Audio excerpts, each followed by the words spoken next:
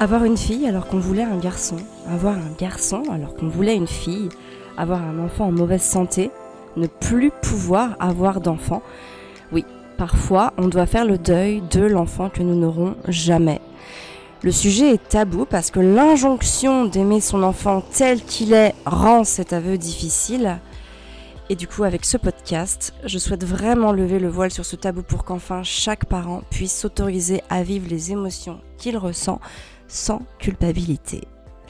Bonjour, je suis Amélie, bienvenue chez Famille Épanouie, le podcast qui vous permet de profiter d'un quotidien serein et épanouissant en famille, sans vous épuiser ni vous effondrer.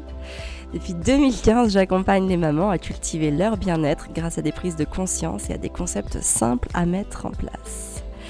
Alors, quand je suis tombée enceinte pour la deuxième fois, je m'étais projetée avec une fille.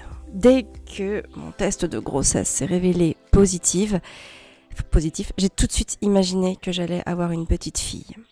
Et j'avais tellement imaginé que j'allais avoir une fille que j'avais commencé à acheter des vêtements. J'avais acheté le premier petit pyjama, un petit pyjama tout blanc avec un petit col en Liberty, trop mignon. J'avais aussi acheté un petit manteau, tout bien molletonné, un peu combi dans lequel on met les pieds de l'enfant et tout. Il était magnifique, pareil en Liberty, dans les tons rouge, rose, crème. Vraiment quelque chose coup de cœur. Et voilà, dans mon inconscient, ça avait toujours été très clair, j'aurais un garçon, puis j'aurais une fille, parce que de toute façon, je voulais les deux. Je voulais au moins un garçon et au moins une fille. Après, le nombre n'avait pas d'importance pour moi, mais c'est clair que je voulais un garçon et une fille.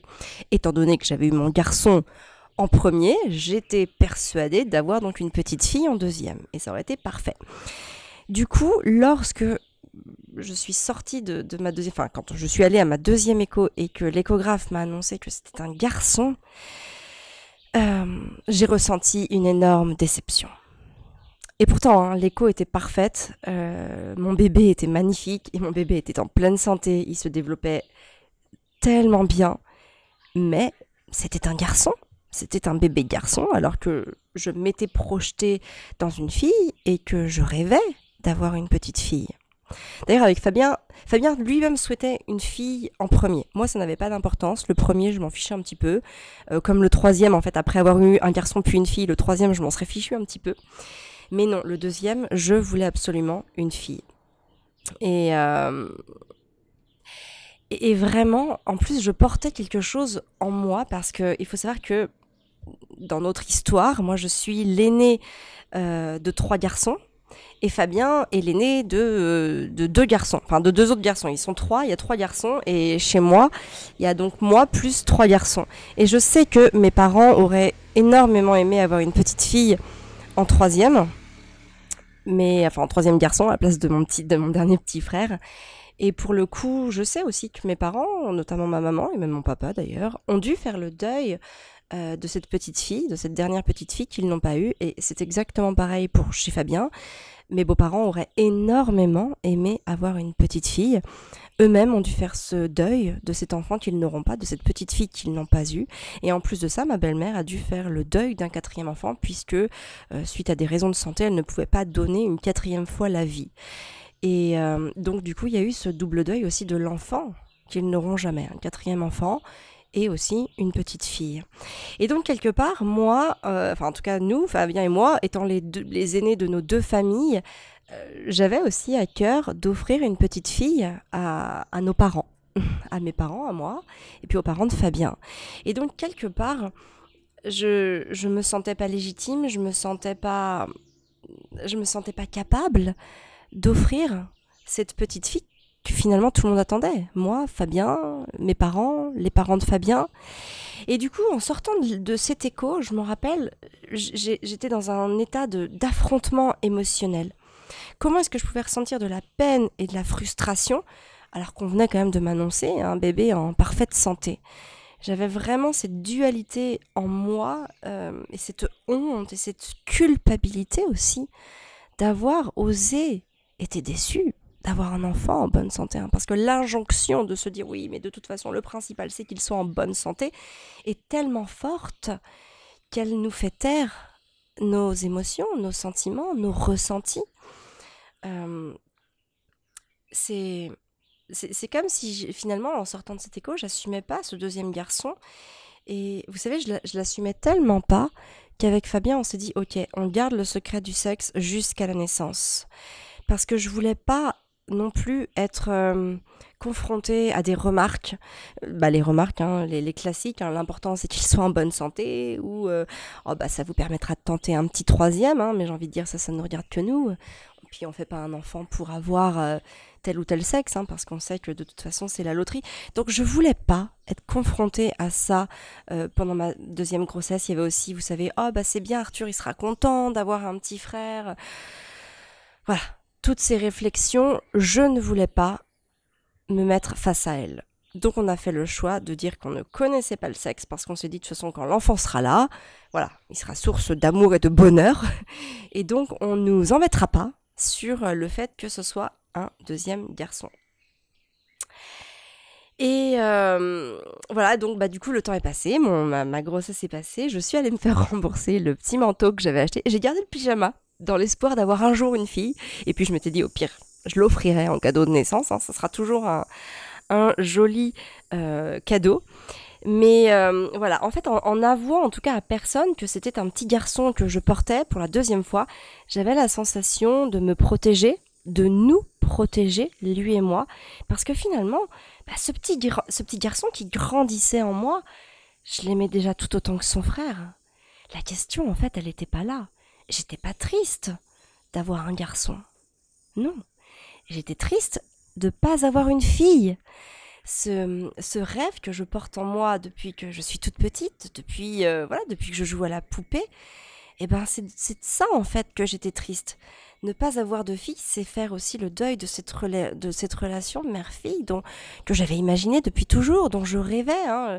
Lui faire des coiffures, lui mettre des élastiques, l'habiller en rose, lui mettre des barrettes, des chouchous, lui acheter des jolies petites robes accordées aux petites chaussures. Voilà, c'était jouer à la poupée. Hein. Donc, moi, j'ai joué à la poupée pendant des années, quand j'étais petite, hein, entre 6 et 10 ans, je ne sais plus exactement.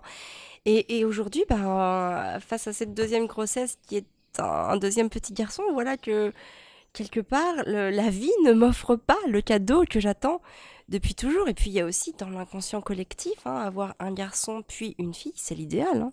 Ne parle-t-on pas d'ailleurs de choix du roi ?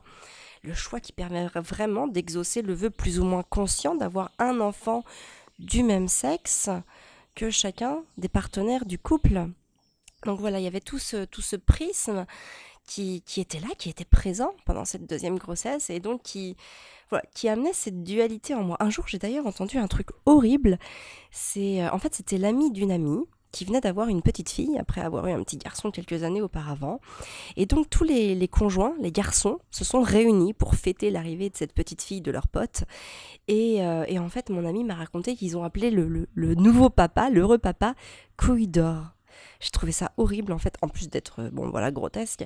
Mais en gros, ça voulait dire que les autres papas, comme Fabien, mon conjoint à moi, ne méritaient pas d'être attribués du nom de couille d'or, parce que quelque part, il faisait 2 garçons d'affilée, ou par exemple 2 filles dans un autre cas.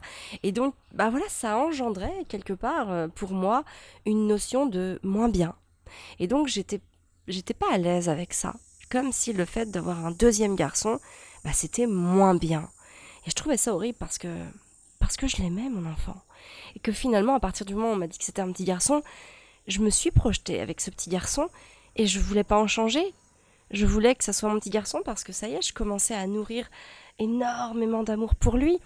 Et donc, quelque part, ça me faisait aussi de la peine de voir que l'attente au niveau de la société, elle correspondait pas avec ce que j'avais. Comme si, encore une fois, j'ai envie de dire, j'étais différente. Je pouvais pas aspirer à la même chose que tout le monde, à la majorité. Et voilà quoi. Donc j'ai commencé même à mettre en place tout un système de statistiques pour voir autour de moi les gens qui avaient que des garçons, que des filles, ou les deux. Enfin, j'essayais vraiment de me rassurer. C'était horrible. C'était vraiment horrible. Et c'est vraiment tout ce genre d'injonction qui m'a blessée à la base, alors que je savais que pertinemment c'est pas fait pour blesser. Mais voilà, tout ce que la société nous renvoie, tout ce que l'inconscient collectif nous renvoie, nous blessait.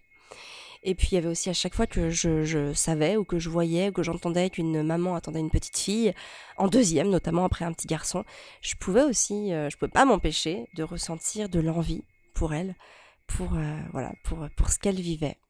Donc voilà un petit peu toutes les émotions par lesquelles je suis passée pendant cette deuxième grossesse. Et c'est que des années après que je me suis mise à assumer pleinement mes émotions. Et aujourd'hui, je voudrais vraiment vous dire que vous ne devez pas vous sentir coupable d'éprouver de la déception. D'abord parce qu'on n'est pas responsable de nos émotions et aussi parce qu'elles n'empêchent absolument pas le lien d'amour de se créer. Dès que mon petit garçon, mon petit Gaspard, s'est de toute façon installé dans mon ventre, j'ai été inondée d'amour pour ce petit enfant. Et j'ai juste été déçue que ça ne soit pas une fille. Et d'ailleurs, on a fait le choix de lui dire. On a fait le choix de lui dire qu'on aurait aimé qu'il soit une fille. Alors, on a fait le choix de lui dire, évidemment, sans complexe, sans tabou, de manière, un peu décalée, avec légèreté et humour. Mais on a fait le choix de lui dire parce que peut-être, qu'on ne sait jamais, qu'il a pu ressentir quoi que ce soit. Et donc, le fait de parler sans tabou de ça ne peut que l'aider dans sa construction. Dire à son enfant qu'on aurait préféré un petit garçon ou une petite fille, mais qu'aujourd'hui, pour rien au monde, on ne souhaiterait avoir un autre enfant que lui et qu'il est unique et précieux à nos yeux, est selon moi quelque chose de fondamental. Le sujet est tabou parce que l'injonction d'aimer son enfant tel qu'il est rend cet aveu difficile. Mais c'est important d'être honnête avec soi-même et avec les autres afin de s'autoriser à vivre les émotions que nous ressentons, sans culpabilité.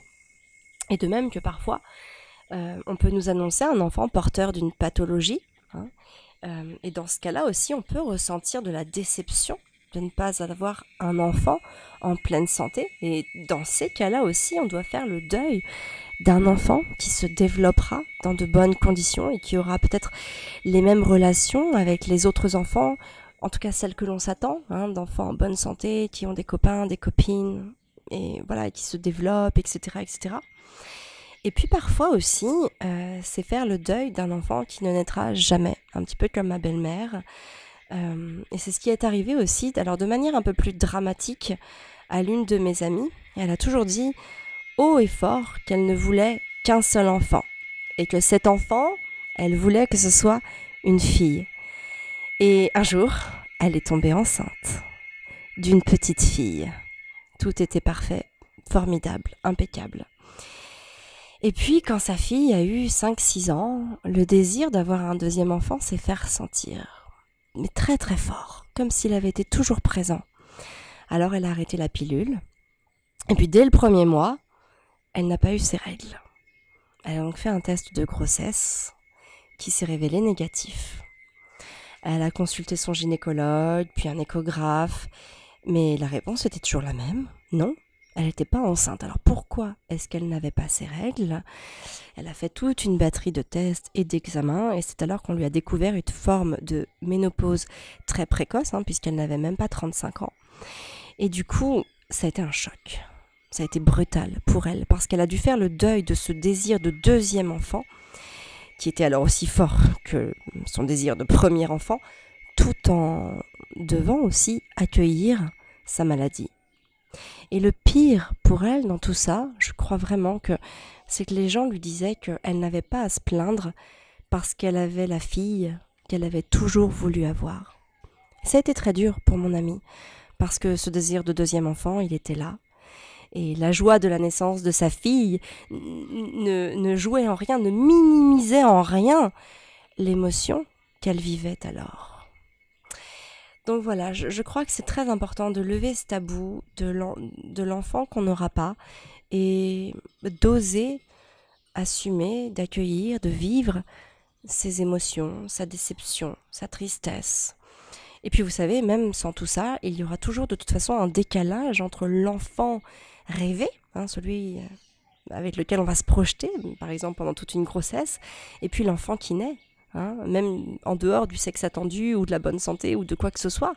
Parfois on rêve d'une petite fille aux yeux bleus, blonde aux yeux bleus, et puis on a une petite fille au teint mat, aux yeux verts et aux cheveux noirs. Donc On a le droit d'être déçu, on a le droit de vivre cette émotion sans culpabilité ni culpabiliser. C'est pas parce que l'on ressent ça qu'on aime moins notre enfant ou qu'on est une mère ingrate. C'est très très important d'avoir conscience de ça. En fait, c'est juste normal.